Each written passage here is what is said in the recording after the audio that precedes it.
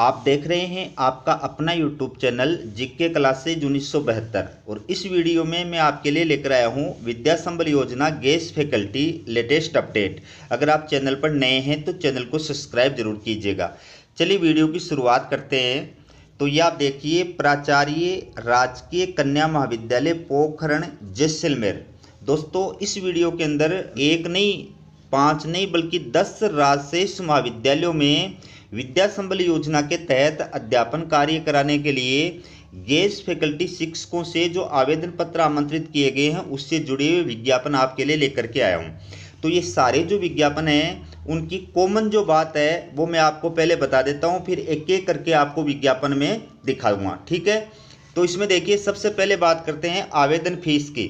तो विद्या संबल योजना के तहत आवेदन करने के लिए आपको कोई आवेदन शुल्क नहीं देना है, निःशुल्क आपको आवेदन करना है। ठीक है, दूसरी बात है आवेदन प्रक्रिया। आपको आवेदन कैसे करना है, आप चाहें तो जिस कॉलेज के अंदर आप अप्लाई करना चाहते हैं उस कॉलेज की जो ऑफिशियल वेबसाइट है वहां से आवेदन फॉर्म का प्रारूप डाउनलोड कर सकते हैं। आप चाहें तो आयुक्तालय कॉलेज शिक्षा जयपुर की ऑफिशियल वेबसाइट से भी आवेदन फॉर्म डाउनलोड कर सकते हैं। और आप चाहें तो हमारा टेलीग्राम चैनल है जीके क्लासेज 1972, उसको सब्सक्राइब करके वहाँ से भी पीडीएफ के रूप में आवेदन फॉर्म जो है प्राप्त कर सकते हैं। वो आपकी इच्छा है आवेदन फॉर्म आप कहाँ से प्राप्त करें। ठीक है, तो उस आवेदन फॉर्म के अंदर सबसे पहले आपको उस कॉलेज का नाम लिखना है जिस कॉलेज के लिए आप अप्लाई कर रहे हैं। ठीक है, अब इसमें आपको एक चीज़ का ध्यान रखना है, जैसे फॉर एग्जांपल ये जो विज्ञापन जारी किया गया है राजकीय कन्या महाविद्यालय पोखरण जैसलमेर के द्वारा जारी किया गया है, लेकिन इसमें जो आवेदन फॉर्म आमंत्रित किए गए हैं वो राजशेष महाविद्यालय के लिए आमंत्रित किए गए हैं और इस महाविद्यालय का नाम है राजकीय महाविद्यालय फलसूंड। ठीक है, तो आपको आवेदन फॉर्म के ऊपर ही ऊपर सबसे पहले राजकीय महाविद्यालय फलसूंड ये लिखना है। ये जो महाविद्यालय राजकीय कन्या महाविद्यालय पोखरण ये नाम आपको नहीं लिखना है। ठीक है, इसके बाद में आपको क्या करना है, आवेदन फॉर्म को पूरी तरह से फिलअप करना है और आवेदन फॉर्म के साथ में आपके जो भी एकेडमिक डॉक्यूमेंट्स हैं, एकेडमिक डॉक्यूमेंट्स के अंदर आपकी अंक तालिका आ गई, आपके प्रमाण पत्र वगैरह आ गए, आपकी डिग्री वगैरह आ गई, वो सारे जो है उनकी फोटोकॉपी सेल्फ अटेस्टेड करके लगानी है। इसके अलावा जो एक्सपीरियंस सर्टिफिकेट है उनकी फोटोकॉपी सेल्फ अटेस्टेड करके लगानी है। रिसर्च पेपर है उनकी फोटोकॉपी सेल्फ अटेस्टेड करके लगानी है। अगर आप आरक्षित कैटेगरी में अप्लाई कर रहे हैं तो कास्ट सर्टिफिकेट है उसकी फोटोकॉपी सेल्फ अटेस्टेड करके लगानी है। कोई सेमिनार वगैरह का प्रमाण पत्र है तो वो आपको सेल्फ अटेस्टेड करके लगाना है। ये सारे डॉक्यूमेंट्स आपको सेल्फ अटेस्टेड करके और लगाने हैं। और आप चाहे तो इस आवेदन फॉर्म को बाई हैंड कॉलेज में जा करके जमा करा सकते हैं, क्योंकि इसमें विज्ञापन के अंदर जो डेट दी गई है वो बिल्कुल 2 या 3 दिन की दी गई है और इतने दिन के अंदर आप बाई पोस्ट जो वो जमा नहीं करा पाएंगे, इसलिए बाई हैंड जा करके जमा कराना ज़्यादा अच्छा है। लेकिन अगर आपके पास में पर्याप्त समय है और अब अगर आपको ये लगता है कि मैं बाई पोस्ट भी भेज दूंगा तो जो है डाक के द्वारा पहुंच जाएगा, तो उस सिचुएशन में वो आवेदन फॉर्म जो है वो आपको बड़े लिफाफे में डालना है और लिफाफे के ऊपर आपको लिखना है विद्या संबल योजना के तहत गेस्ट फैकल्टी के लिए आवेदन पत्र, और उसके नीचे फिर विषय का नाम लिखना है और उसके नीचे दाएं साइड में आपको उस नोडल कॉलेज का नाम लिखना है जिस कॉलेज के लिए आप फॉर्म भेज रहे हैं। जैसे फॉर एग्जांपल ये नोडल कॉलेज है राजकीय कन्या महाविद्यालय पोखरण जैसलमेर, तो एड्रेस के अंदर लिफाफे के ऊपर आपको लिखना है श्रीमान प्राचार्य, उसके नीचे राजकीय कन्या महाविद्यालय पोखरण, फिर जिला जैसलमेर, फिर इसके पिन कोड नंबर वगैरह ये आपको लिखने हैं और बाएं साइड में आपको अपना एड्रेस लिखना है। ठीक है, आवेदन करने की लास्ट डेट है वो हर विज्ञापन की अलग अलग है, जो मैं विज्ञापन के साथ साथ आपको बताता चला जाऊंगा। ठीक है, सिलेक्शन प्रक्रिया, इसमें आपका सिलेक्शन जो होगा वो आपके एपीआई स्कोर के आधार पर होगा। इसमें न कोई एग्जाम होगी न कोई इंटरव्यू होगा, डायरेक्ट सिलेक्शन होगा। आपके एपीआई स्कोर के आधार पर आपका जो इसमें सिलेक्शन किया जाएगा। ठीक है, अब इसमें मानदेय कितना प्रदान किया जाएगा, तो आयुक्तालय के द्वारा आदेश जारी किया गया था उसमें साफ साफ दिया हुआ है कि इसमें पर कालांश 800 रुपये आपको मानदेय प्रदान किए जाएंगे। एक सप्ताह में अधिकतम आपको 14 कालांश प्रदान किए जाएंगे और ये सेकंड सेमेस्टर के लिए विज्ञापन जारी किया गया है, तो हर जगह पर केवल सेकंड सेमेस्टर की क्लास ही आएगी, यानी एक ही क्लास आपकी आएगी चाहे आप कहीं भी अप्लाई करें। ठीक है, तो एक सप्ताह में अधिकतम 14 कालांश और आपके जैसे ही 50 कालांश पूरे होंगे उसके पश्चात आपका मानदेय 40,000 रुपये आपको प्रदान किया जाएगा। यानी इसमें पर मंथ मानदेय नहीं दिया जाएगा, पर मंथ के स्थान पर आपके 50 कालांश जब होंगे, चाहे वो 1 महीने से हो, चाहे 2 महीने से हो, चाहे 1.5 महीने से हो, 50 कालांश पूरे होने के बाद में आपको जो आपका मानदेय प्रदान किया जाएगा, तो 40,000 रुपये इसमें आपको मानदेय प्रदान किया जाएगा। ठीक है।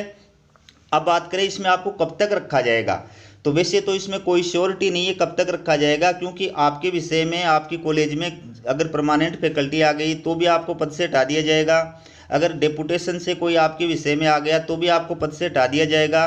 तो वैसे तो कोई श्योरिटी नहीं कि कब तक रखा जाएगा, लेकिन फिर भी एक संभावना है कि या तो सेकंड सेमेस्टर की परीक्षा पूरी होने तक या फिर सेकंड सेमेस्टर का सिलेबस पूरा होने तक, दोनों में से जो भी काम पहले हो जाएगा आपको पद से हटा दिया जाएगा।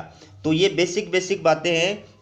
इसके अलावा अगर बात करें योग्यता की, तो देखिए योग्यता जो है क्या होनी चाहिए। पहली बात, जिस विषय में आप अप्लाई कर रहे हैं उस विषय में या संबंधित विषय के अंदर 55% मार्क्स के साथ में आपके पास में मास्टर डिग्री होनी चाहिए। इसके साथ साथ विश्वविद्यालय अनुदान आयोग यानी यूजीसी या सीएसआईआर के द्वारा जो राष्ट्रीय पात्रता परीक्षा आयोजित की जाती है नेट, वो आप क्वालिफाइड होने चाहिए। और अगर नेट क्वालिफाइड नहीं है तो जो स्टेट पात्रता परीक्षा होती है सेट या स्लेट, वो आप क्वालिफाइड होने चाहिए। आप बगैर नेट, सेट या स्लेट के पीएचडी बेस पर भी अप्लाई कर सकते हैं। अगर आपकी पीएचडी या एमफिल यूजीसी रूल्स 2009 या 2016 के अकॉर्डिंग है तो भी आप इसमें अप्लाई कर सकते हैं। और जिन अभ्यर्थियों की पीएचडी का रजिस्ट्रेशन 11 जुलाई 2009 से पहले का है या जिनकी पीएचडी 11 जुलाई 2009 से पहले की है, उनकी पीएचडी तभी मान्य होगी जब वो एक प्रमाण पत्र प्रस्तुत करेंगे, और वो प्रमाण पत्र संबंधित यूनिवर्सिटी के कुल सचिव यानी रजिस्ट्रार के द्वारा या संकाय अध्यक्ष यानी डीन के द्वारा जो है सत्यापित होना चाहिए। ठीक है। तो ये योग्यताएं हैं। अब इसमें जिसके पास में जितनी ज़्यादा योग्यता होगी और यूजी और पीजी के अंदर जितने परसेंटेज आएंगे, जितने पेपर पब्लिश कर रखे हैं, उन सब का एपीआई स्कोर जो है तैयार किया जाएगा और उसके मेरिट के आधार पर टॉप मेरिट वाले अभ्यर्थी को प्रत्येक विषय के अंदर जो है ज्वाइनिंग प्रदान की जाएगी। और जब आपकी ज्वाइनिंग होगी डॉक्यूमेंट्स वेरिफिकेशन किया जाएगा। डॉक्यूमेंट्स वेरिफिकेशन के समय आपको अपने ओरिजिनल डॉक्यूमेंट्स लेकर के कॉलेज में उपस्थित होना होगा। और अगर आपकी ज्वाइनिंग होती है तो फिर आपको एक शपथ पत्र जो है वो प्रस्तुत करना पड़ेगा। ठीक है। तो ये कॉमन बातें हैं। अब मैं बात करता हूँ जो विज्ञापन जारी किए गए हैं कि किस किस कॉलेज के अंदर ये विज्ञापन जारी हुए हैं। तो आप देखिए ये जो महाविद्यालय है नोडल कॉलेज राजकीय कन्या महाविद्यालय पोखरण जैसलमेर, इसके अधीन ये 2 महाविद्यालय हैं, ये 2 राजशेष महाविद्यालय हैं। राजकीय महाविद्यालय फलसूंड, इसके अंदर तो ये जो विषय हैं इनके लिए विज्ञापन जारी किया गया है। दूसरा जो राजशेष महाविद्यालय है राजकीय महाविद्यालय भनियारा, इसके अंदर ये जो विषय हैं इनके लिए विज्ञापन जारी किया गया है। सबके अंदर एक एक पद है। ठीक है। बाकी ये बेसिक जो निर्देश है वो मैंने सबको आपको बता दिए हैं। अब अगला जो विज्ञापन है ये है MBR राजकीय महाविद्यालय बालोतरा। ठीक है। तो इस महाविद्यालय के अधीन ये 3 राजशेष महाविद्यालय हैं। राजकीय महाविद्यालय समदड़ी, राजकीय कन्या महाविद्यालय समदड़ी, राजकीय महाविद्यालय कल्याणपुर, इन तीनों महाविद्यालयों के अंदर ये जो है आपके सामने विषय दिए गए हैं। इन विषयों के लिए इस नोडल कॉलेज के द्वारा विज्ञापन जारी किया गया है। ठीक है। तो आवेदन की जो लास्ट डेट है इसके अंदर आवेदन की लास्ट डेट है 11 मार्च 2024 साय 4 बजे तक। और पहले वाला जो विज्ञापन था इसके अंदर आवेदन की जो लास्ट डेट बताई गई है इसमें बताई गई है 11 मार्च 2024 साय 3 बजे तक। ठीक है। अगला जो विज्ञापन है ये आप देखिए, ये है राजकीय महाविद्यालय सांकड़ा जैसलमेर, ये नोडल कॉलेज है, प्राचार्य राजकीय महाविद्यालय पोखरण, इसके द्वारा ये विज्ञापन जारी किया। तो इसमें आवेदन की लास्ट डेट है 12 मार्च 2024 साय 5 बजे तक। तो इसमें इस नोडल महाविद्यालय के अधीन ये राजशेष महाविद्यालय संचालित है राजकीय महाविद्यालय सांकड़ा। तो इसमें ये विषय हैं और प्रत्येक विषय के अंदर एक जो है पद है। ठीक है। तो राजकीय महाविद्यालय सांकड़ा हेतु आवेदन पत्र नोडल महाविद्यालय पोखरण में जमा किए जाएंगे। ठीक है। अगला जो महाविद्यालय है वो देखिए आप, ये अगला महाविद्यालय आपके सामने ये है शहीद कैप्टन रिपुदमन सिंह राजकीय महाविद्यालय सवाई माधोपुर। इसमें आवेदन की लास्ट डेट है 12 मार्च 2024 साय 5 बजे तक। तो इस नोडल महाविद्यालय के अधीन ये 3 राजशेष महाविद्यालय संचालित है। राजकीय कन्या महाविद्यालय मित्रपुरा, राजकीय महाविद्यालय चौथ का बरवाड़ा और राजकीय कृषि महाविद्यालय सवाई माधोपुर, ये महाविद्यालय इसके अंदर संचालित है। ये इन तीनों महाविद्यालयों के अंदर अलग अलग विषय हैं। ठीक है। राजकीय महाविद्यालय टोडा भीम, इसमें आवेदन की लास्ट डेट है 11 मार्च 2024। ठीक है। और इसमें कौन कौन से विषय हैं वो आप ये देखिए, ये इसमें विषय हैं। और ये राजकीय कन्या महाविद्यालय टोडा भीम है, और ये नोडल महाविद्यालय है, और ये राजशेष महाविद्यालय है। ठीक है। अगला जो महाविद्यालय है ये आप देखिए, ये है स्वर्गीय पंडित नवल किशोर शर्मा राजकीय स्नातकोत्तर महाविद्यालय दौसा राजस्थान। तो इसमें आवेदन की लास्ट डेट है 11 मार्च 2024। इस महाविद्यालय के अधीन जो राजशेष महाविद्यालय है वो आप देखिए, राजकीय कन्या महाविद्यालय सैंथल दौसा भंडारेज दौसा, और राजकीय कृषि महाविद्यालय दौसा बहरावंडा खेडला बुर्जुग। ठीक है। और इनके अंदर ये विषय जो है इनके लिए विज्ञापन जारी किया गया है। अगला जो महाविद्यालय है ये आप देखिए, राजकीय महाविद्यालय गंगापुर सिटी। इसमें आवेदन की जो लास्ट डेट है वो है 11 मार्च 2024। और इसमें कौन कौन से राजशेष महाविद्यालय हैं? राजकीय कन्या महाविद्यालय मलारना डूंगर, इसमें ये विषय हैं। राजकीय कन्या महाविद्यालय गंगापुर सिटी, इसके अंदर इन विषयों के लिए विज्ञापन जारी हुआ है। राजकीय महाविद्यालय वजीरपुर, इसमें इन विषयों के लिए विज्ञापन जारी किया गया है। अगला जो महाविद्यालय है ये आप देखिए, राजकीय शाकंबर स्नातकोत्तर महाविद्यालय। ठीक है। सांबरलेख, इसके द्वारा ये विज्ञापन जारी किया। इसमें आवेदन की जो लास्ट डेट है वो है 11 मार्च 2024। तो इसके द्वारा जो विज्ञापन जारी किया उसमें आप देखिए, इसके अधीन जो राजकीय महाविद्यालय राजशेष महाविद्यालय राजशेष राजकीय कन्या महाविद्यालय सांबरलेख, इसके अंदर ये विषय हैं। टोटल 7 विषय हैं, इनके लिए विज्ञापन जारी किया गया है। अगला महाविद्यालय है नोडल राजकीय महाविद्यालय उनियारा जिला टोंक। ठीक है। तो इसके अंदर आवेदन की लास्ट डेट है 11 मार्च 2024 साय 5 बजे तक। और इस महाविद्यालय के अधीन कौन कौन से महाविद्यालय संचालित हैं? तो पहला राजशेष महाविद्यालय है राजकीय कन्या महाविद्यालय अलीगढ़ उनियारा टोंक।